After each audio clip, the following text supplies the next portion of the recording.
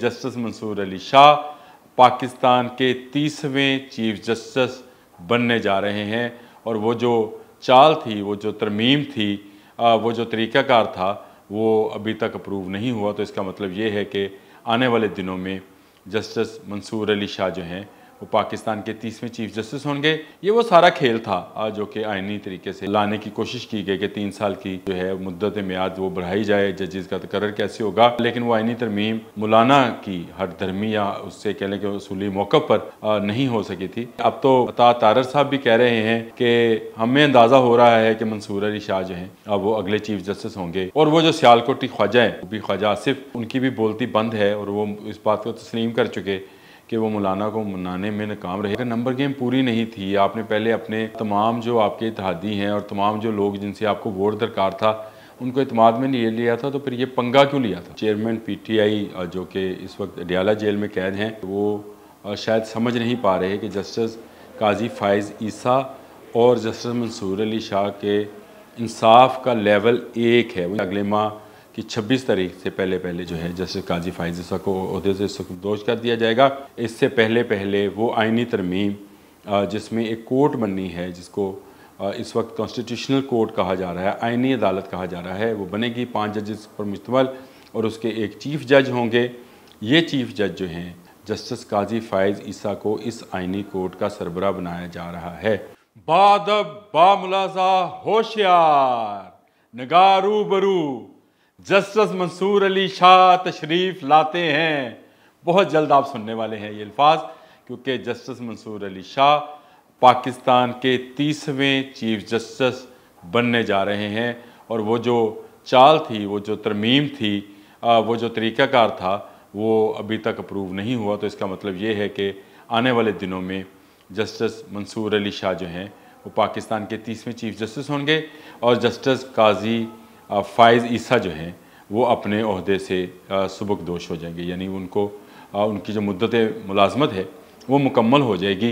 ये वो सारा खेल था जो कि आइनी तरीके से लाने की कोशिश की गई कि 3 साल की जो है मुद्दत मियाद वो बढ़ाई जाए, जजेस का तकर्रर कैसे होगा। लेकिन वो आइनी तरमीम मौलाना की हर धर्मी या उससे कह लें कि उसूली मौक़िफ़ पर नहीं हो सकी थी।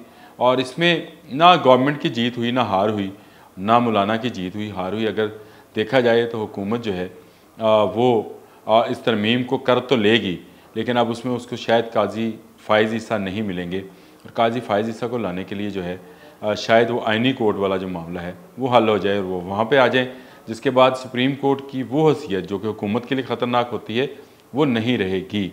अब मुझे हंसी भी आती है कि अब तो प्राइवेट चैनल्स पर बैठकर अता तारर साहब भी कह रहे हैं कि हमें अंदाज़ा हो रहा है कि मंसूर अली शाह जो हैं अब वो अगले चीफ जस्टिस होंगे।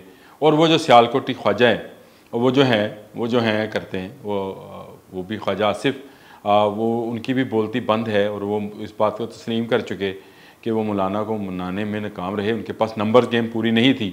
अगर नंबर गेम पूरी नहीं थी, आपने पहले अपने तमाम जो आपके इत्तेहादी हैं और तमाम जो लोग जिनसे आपको वोट दरकार था उनको इत्मीनान में नहीं लिया था, तो फिर ये पंगा क्यों लिया था? बात तो सही है ना। और आजकल तो राना सनाउल्लाह भी जो हैं वो नज़र नहीं आ रहे, या नज़र आ रहे होंगे, हमें नज़र नहीं आ रहे, यूँ कह लें, क्योंकि वो कहते थे कि जस्टिस काजी फ़ाइज़ ईसा को 3 साल की एक्सटेंशन दी जा रही है। तो मेरा ख्याल है अब कुछ भी नहीं होने जा रहा। 21 को वज़ीर-ए-आज़म अमेरिका चले जाएंगे, UK जाएंगे और UK से अमेरिका चले जाएंगे, 28 को वापस आएंगे।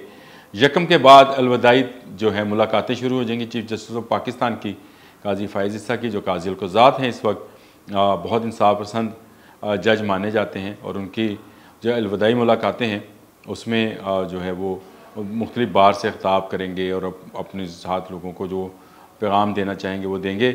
और उसके बाद जो नए चीफ जस्टिस हैं मंसूर अली शाह, लाहौरी मुंडा जी, बिल्कुल लाहौरी मुंडे जो है वो आ जाएंगे। ये पैदा हुए जी 28 नवंबर 1962 को लाहौर में।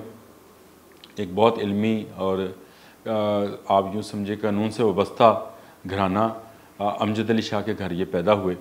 एचिसन कॉलेज, चीफ़ कॉलेज इसको बोलते हैं, चीफ़ कॉलेज से चीफ़ ही आ सकता है, तो चीफ़ कॉलेज से फ़ारिगुल तहसील, और इसके बाद उन्होंने जो है बैरून मुल्क कैम्ब्रिज यूनिवर्सिटी से जो है LLM जो किया, और वहाँ से वापस आए तो फिर उन लाहौर में लाहौर हाई कोर्ट में वकालत शुरू की। वालिद साहब क्योंकि नेक नाम थे तो उनके नेक नामी जो है उनके काम आई और उनकी वकालत जो है वो दिन दुगनी रात चुगनी तरक्की करती गई। इसके बाद 15 सितंबर 2009 को इनको जज लगा दिया गया हाई कोर्ट का। पढ़े लिखे भी हैं और इंसाफ पसंद भी हैं और उनके जो केसेस हैं उससे ये नज़र भी आता है। और इनको जब जज लगाया गया तो उसके बाद इनके जो फ़ैसले थे वो बोलना शुरू हुए। और कहते हैं कि जज का कलम नहीं, जब जज के फ़ैसले बोलते हैं तो जज का ज़ुबान नहीं, जज के फ़ैसले बोलते हैं। तो जज के फ़ैसले बोलना शुरू हुए तो ये बहुत जल्द नज़रों में आ गए। और फिर अब ये समझे कि 26 जून को, कि हाँ 26 जून, अगर मुझे मैं भूल नहीं रहा तो 26 जून 2016 को इनको chief justice Lahore high court बना दिया। शायद सदर ममनून हुसैन ने इनका तकर्रर किया था, उनकी तरफ से आए थे। और उसके बाद ये जब चीफ जस्टिस बने तो बहुत सारा काम इन्होंने किया। इन्होंने तमाम रिकॉर्ड की डिजिटलाइजेशन जो है उसको लाने में, कंप्यूटराइज करने में के लिए काम किया। और जो स्टाफ था वहाँ का लाहौर हाई कोर्ट का, उसकी ट्रेनिंग के लिए बहुत काम किया। और जो फ़ैसलों की जल्द तरसील और नकूल की जल्द तरसील, इस पर काम किया। तो जस्टिस मंसूर अली शाह उस वक्त मतलब यंग भी थे और एनर्जेटिक भी थे। और जिस तरह से हम देखते हैं कि चीफ जस्टिस जो हैं वो ज़रा ओल्डर लुक होती है उनकी, ये इनकी ओल्डर लुक नहीं थी।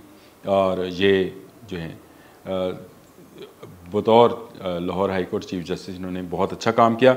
15 फरवरी 2018 को जो है इन्हें सुप्रीम कोर्ट में एलिवेट कर दिया गया। यहाँ से चीफ जस्टिस उनको ख़त्म करके उनको सुप्रीम कोर्ट में ले जाया गया और वहाँ पर इनके फ़ैसले बोलते रहे। एक सिर्फ उनकी कानून पसंदी की मिसाल दे दूँ, सिर्फ एक, क्योंकि बहुत सारे फ़ैसले हैं जिसमें उन्होंने बहुत सारे ऐसे निकात उठाए जो कि आइन और इंसाफ के मुतकाज़ी थे। जब जस्टिस जवाद एस ख्वाजा जो हैं, जो ससुराली रिश्तेदार हैं, जैसे मंसूर अली शाह मैं पहले बता रहा हूँ, ससुराली रिश्तेदार हैं, वो एक केस लेकर एज ए पटिशनर गए थे कि जो लापता अफराद हैं। और वहाँ पे उस पटिशन में के दौरान हुकूमत ने जब ये मुद्दा उठाया कि जी लापता अफराद के जो पटिशनर हैं वो एक जज साहब के अजीज़ हैं, उस वक्त ये खुदा खुला कि जस्टिस मंसूर अली शाह के ये ससुराली रिश्तेदार हैं। तो जस्टिस मंसूर अली शाह ने कहा, मैंने पहले ही कहा था अगर किसी को इतराज़ है तो मैं चला जाता हूँ, लेकिन अब क्योंकि इतराज़ बाकायदा आ गया है, अब मैं इस बेंच में नहीं बैठूँगा। और बेंच टूट गया था। तो ये उनकी इंसाफ पसंदी है कि उन्होंने उस बेंच पर, क्योंकि इनके अजीज़ एक पटिशनर थे जो कि ख़ुद भी जस्टिस जवाद एस ख्वाजा, आपको पता है, चीफ जस्टिस ऑफ पाकिस्तान रहे हैं, वही पटिशनर बनकर इस केस में गए थे। तो जस्टिस मंसूर अली शाह उससे अलग हो गए थे। PTI के लिए शायद इसमें कुछ रिलीफ उनको नज़र आए, क्योंकि जस्टिस काजी फ़ाइज़ ईसा के ख़िलाफ़ तो ख़ुद चेयरमैन PTI जो कि इस वक्त अडियाला जेल में कैद हैं, उन्होंने जो ट्वीट किया और उसमें जो इल्ज़ाम आयद किए थे वो लग यूँ रहा है कि वो चाहते यही थे कि जस्टिस काजी फ़ाइज़ ईसा जो हैं वो ना रहें और उनकी जगह कोई दूसरा जज जो है आ जाए। उनके लिए ख़बर ये है कि वो शायद समझ नहीं पा रहे कि जस्टिस काजी फ़ाइज़ ईसा और जस्टिस मंसूर अली शाह के इंसाफ का लेवल एक है। वो इंसाफ पर बात करते हैं, ये ठीक है कि जो 8 जजेस का फ़ैसले की वजाहत का इलेक्शन कमीशन को की गई, उसमें जो लिखा गया 4 सफ़ात पर मुश्तमिल फ़ैसला, वो जस्टिस मंसूर अली शाह ने लिखा था। वो इंसाफ पर उन्होंने जो वजाहत मांगी गई थी उसकी वजाहत की थी कि किस लिए ये फ़ैसला किया गया है। अदरवाइज़ उनके आज तक के जितने फ़ैसले हैं या जितनी उन्होंने रिमार्क्स दिए हैं, कभी वो जो है वो आइन से हट कर नहीं दिए। 2027 तक इनकी मुद्दत मुलाजमत है जिसमें वो चीफ जस्टिस ऑफ पाकिस्तान रहेंगे। आने वाला वक्त उनका है, अगले माह की 26 तारीख से पहले जो है जस्टिस काजी फ़ाइज़ ईसा को ओहदे से सुखदोश कर दिया जाएगा। और मेरी इतलात के मुताबिक इससे पहले वो आइनी तरमीम जिसमें एक कोर्ट बननी है, जिसको इस वक्त कॉन्स्टिट्यूशनल कोर्ट कहा जा रहा है, आइनी अदालत कहा जा रहा है, वो बनेगी 5 जजेस पर मुश्तमिल और उसके एक चीफ जज होंगे। ये चीफ जज जो हैं, मेरी इतलात हैं, गलत भी हो सकती हैं, इंसान गलती भी कर सकता है और ज़राए भी गलती कर सकते हैं। तो मेरे ज़राए के मुताबिक जस्टिस काजी फ़ाइज़ ईसा को इस आइनी कोर्ट का सरबरा बनाया जा रहा है और उसके बाद 4 जजेस जो हैं वो लिए जाएंगे। और ये जब बन गए तो उसके बाद हुकूमत की वो परेशानी कि आइनी मामलात जो हैं वो सुप्रीम कोर्ट में जाएंगे तो किसकी अक्सरियत है किसकी नहीं। वैसे तो वो उसकी अक्सरियत वो बदलना चाह रहे हैं और नए जजेस जो हैं उनको लाना चाह रहे हैं। और उसमें कहा जा रहा है कि इतने हज़ार केसेस, इतने लाख केसेस जो हैं सुप्रीम कोर्ट में पेंडिंग है, नए जजेस की ज़रूरत है, होगी, ज़रूर होगी, लेकिन अगर कॉन्स्टिट्यूशनल कोर्ट बन जाती है उसके बाद हुकूमत को ज़्यादा परेशानी की ज़रूरत नहीं है। एक अलग से कोर्ट होगी, जो आइनी मामलात होंगे, जो इलेक्शन कमीशन के मामलात इस वक्त चल रहे थे, जो आइन के अंदर जो तरमीम के मामलात थे, वो सारे एक अलग कोर्ट में आ जाएंगे। तो मेरा ख्याल है सुप्रीम कोर्ट को भी किसी ना किसी तरीके से एक रिलीफ मिलेगा, और आइनी कोर्ट भी जो है वो सिर्फ आइनी मामलात जो कि सूबों और वफाक के दरमियान भी हैं और वफाक के अपने अंदर भी मौजूद हैं, उनको हल करेगी। तो जस्टिस मंसूर अली शाह के लिए एक बहुत बड़ा इम्तहान है पाकिस्तान तहरीक इंसाफ की। वो तवक्कुआत वो जो उनसे लगाए बैठे हैं, और उनका अपना माजी जो कि इंसाफ पर मबनी है, वो भी जो है इस बात का गवाह है कि वो इस वक्त जो है वो बहुत प्रेशर में होंगे। लेकिन कभी political pressure justice Mansoor Ali Shah ने लिया नहीं।